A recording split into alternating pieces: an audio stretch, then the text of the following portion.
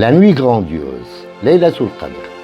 Sans oser prétendre que c'est une erreur de jugement que de parler d'une nuit de destin, en ce qui concerne la nuit sacrée du 27e jour du jeûne canonique du mois de Ramadan, je pencherai plutôt vers la thèse prépondérante qui affirme qu'il s'agit là non d'une nuit du destin, mais d'une nuit dont la grandeur est témoignée par Dieu lui-même. Tout le texte coranique qui y réfère nous confirme dans l'idée de grandeur et de sublimité, et non de destin, bien que tout en islam soit au départ destin et décret divin. L'erreur, ou plutôt la méprise, provient de la ressemblance des deux vocables, qadar, destin, et qadr, valeur, estime, poids et mesure. Les deux vocables ayant la même racine trilitaire, qadara.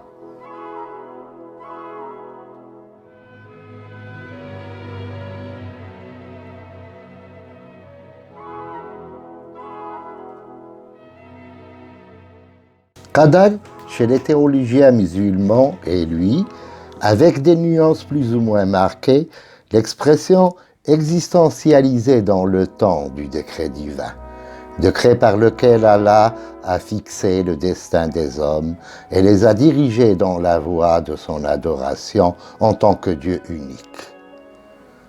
Le qadr, par contre, signifie à l'origine, comme déjà signalé, estimation, grandeur, mesure et évaluation. Tout cela nous amène à écarter la traduction de Laylatul Qadr par la nuit du destin, en lui préférant sans hésitation aucune la nuit de la grandeur, ou plus élégamment encore, la nuit grandiose. Et peut-être que le romancier Tahir bin Jelloun a été mal inspiré, ou disons plutôt s'est fourvoyé en pensant que la nuit du 27e jour du Ramadan était la nuit où le destin de sa jeune héroïne s'était scellé. Cette introduction nous a paru nécessaire pour écarter de l'esprit de bien des gens tout équivoque à ce sujet. Équivoque nourri d'ailleurs par les théologiens musulmans eux-mêmes, dont certains exégètes du Coran ont donné au qadr la signification de qadar, en écartant la première, en réalité la seule plausible.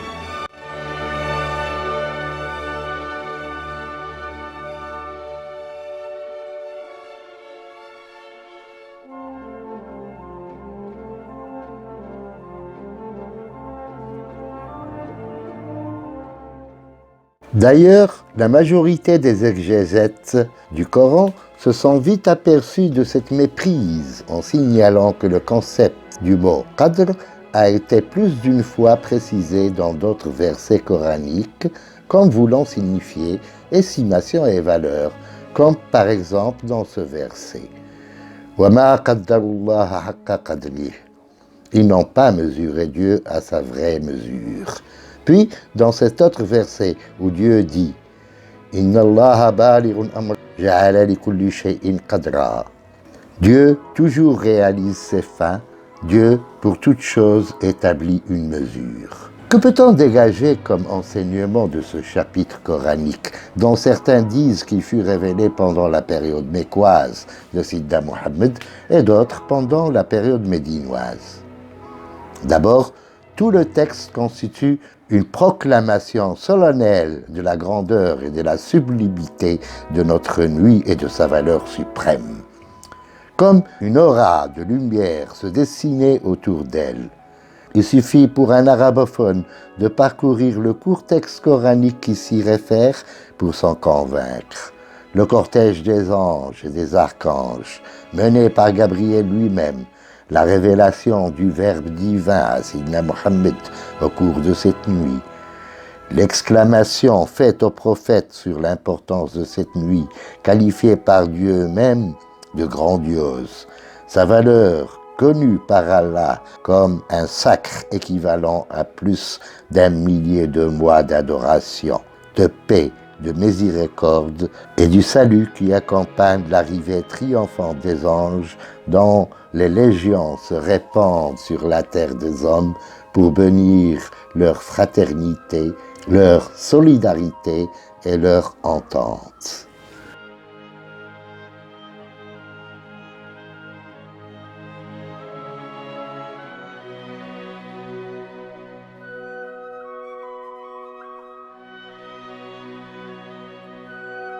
C'est ensuite un hymne chanté en l'honneur de cette nuit bénie, où les hommes fraternisent, non seulement entre eux, mais aussi avec les autres créatures de Dieu, que sont les anges descendus ici-bas pour témoigner de cette fraternité, qui n'a aucune frontière qui la limiterait à une seule nation ou à un seul clan, mais qui embrasse toute la communauté mondiale. En effet, dans la rhétorique arabe, le fait de ne pas préciser un lieu signifie qu'il s'agit de tous les lieux à la fois. Et c'est pour cela qu'il faut considérer que cette adresse est foncièrement universelle. Oui, c'est un hymne psalmodié, un sacre du printemps de la vie qui revient chaque année rappeler à tous les hommes, à ceux qui oublient et à ceux qui se rappellent l'ordre divin de l'union et de la fraternité.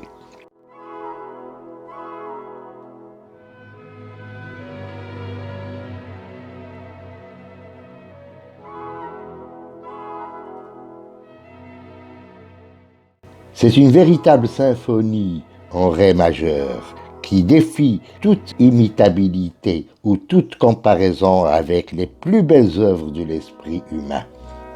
Théophile Gautier, qui connaissait bien l'Orient, a composé sa symphonie en blanc majeur pour chanter la blancheur, mais il n'a fait, tout comme Saint Jean de Perse et Rimbaud, que frapper aux portes de l'interdit.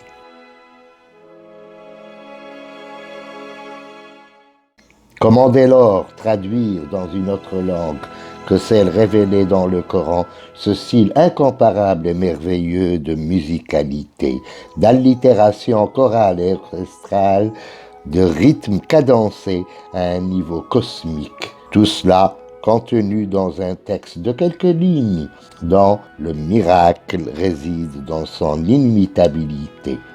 N'en déplaise au poète El-Mahali, cet aveugle qui, pour une fois, devint vraiment aveugle et se brûle les doigts dans sa seule tentative d'imitateur malheureux du style coranique dans son ouvrage Al-Fawasil wal-Ghayat.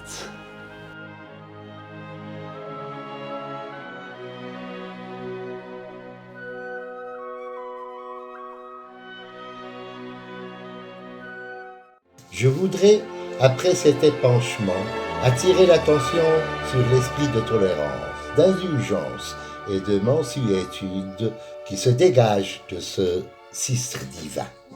Tout d'abord, le pardon divin des péchés, dans le sens où péché signifie éloignement de la voie de la rectitude morale ordonnée par le message divin. Dieu, dans toute sa miséricorde, permet à l'homme de se repentir de ses fautes au cœur de cette nuit qui symbolise tout le temps universel, exprimé par plus de 1000 mois.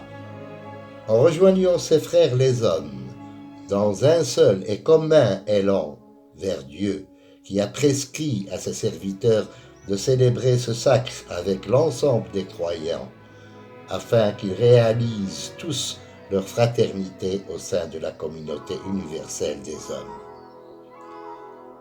D'ailleurs, s'adressant à Sidna Mohammed, Dieu lui dit dans ce verset « Nous ne t'avons envoyé que par miséricorde pour les univers. N'est-ce pas là le message le plus clair de l'apostolat mahomédien ? Le prophète rappelle constamment ce principe de la fraternité humaine dans ses propos, au point où il considère comme pécheur tout musulman qui se détournerait de son frère plus de 3 jours. Et il a accordé sa préférence à celui des deux qui commencerait par saluer l'autre en lui souhaitant la paix. Cela se manifeste éloquemment dans l'exclamation « Salut » dans le dernier verset de notre nuit. Oui, vraiment grandiose. Enfin, rassemble et unit dans la même enceinte qui constituent la terre des hommes, les anges et les hommes, pour qu'ils se dressent ensemble en vue de louer la majesté divine comme une sorte d'hymne universel à la joie.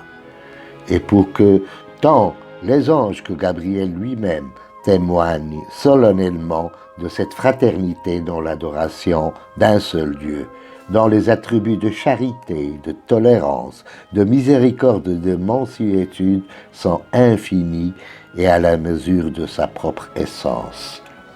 Pour qu'il témoigne aussi de l'ordre divin qui est la paix, le salam entre les hommes et leur lieu commun.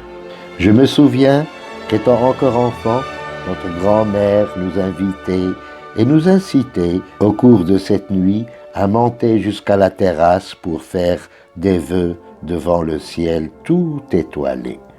Et donc, nous disait-elle gentiment, convaincante, les portes s'ouvrent toutes grandes pour les recevoir et y répondre. Ce n'est que par la suite que j'avais compris, loin de ce vert et innocent paradis des amours enfantines, que le ciel, ouvert ou fermé, n'était autre que notre cœur lui-même.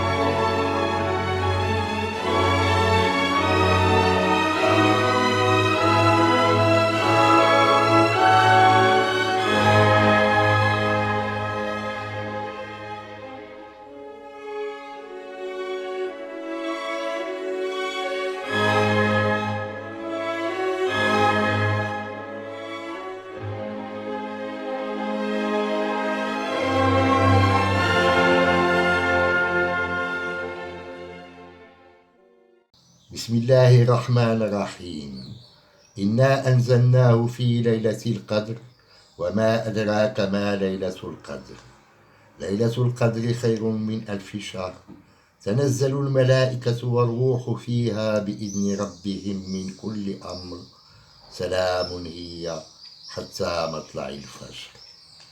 La nuit grandiose. Au nom de Dieu, le tout miséricorde, le miséricordieux. C'est nous qui, le Coran, fîmes descendre dans la nuit grandiose. Qu'est-ce qui peut te faire comprendre ce qu'est la nuit grandiose? La nuit grandiose vaut plus qu'1 millier de mois. En elle font leur descente les anges et l'esprit, sur permission de leur Seigneur pour tout décret. Salut soit-elle jusqu'au lever de l'aube.